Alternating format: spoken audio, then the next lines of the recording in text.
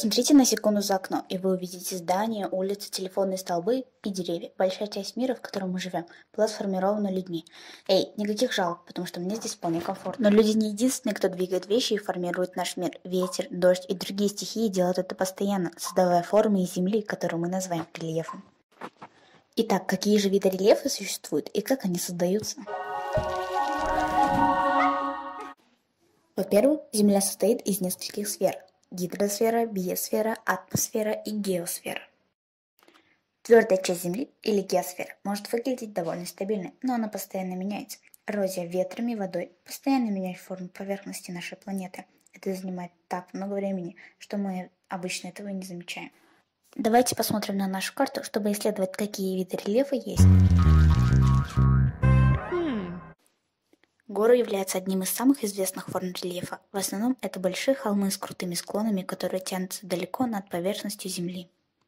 Многие горы образуются, когда большие плиты или куски земной поверхности сталкиваются и выталкиваются вверх. Низкие промежутки между ними мы называем их долинами. Но если горы вас не заинтересовали, как насчет плато? Плато является высокими в форме рельефа, но в отличие от гор, которые имеют заостренные вершины, пики, плато имеет плоские вершины. Плато бывают разных размеров. Если они среднего размера, они называются мисос, что по-испански означает стол, что весьма уместно, поскольку плоскогорья выглядят плоскими и длинными, как столы, а маленькие называются останцами.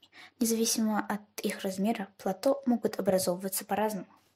Иногда они вызваны эрозией или износом гор водой, или действительно большими кусочками льда. Другие плато образованы магмой, горячей расплавленной жидкостью. Когда магма набухает, но не может прорваться, она может раздвинуть плоский кусок земли, оставив его позади. Давайте перейдем к Тихому океану на нашей карте, чтобы увидеть самые взрывоопасные формы рельефа – вулканы.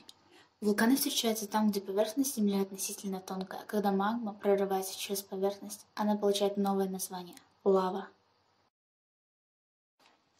Горячий – определенно хороший термин для описания другого вида формы Земли – пустыни.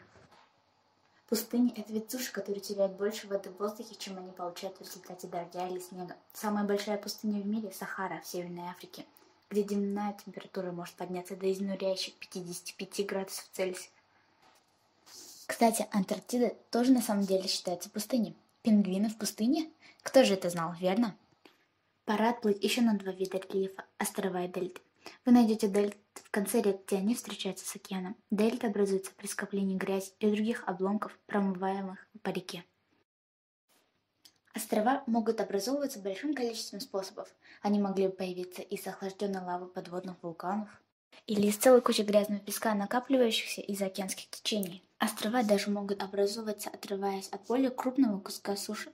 Пока он окружен со всех сторон водой, это остров. Во время наших путешествий мы посмотрели на множество различных форм рельефа, которые являются особенностями земной поверхности. Они могут растягиваться высоко над землей, как горы, плато или место, создаваться в воде или под водой, как дельты и острова, или даже быть сухими, как пустыни.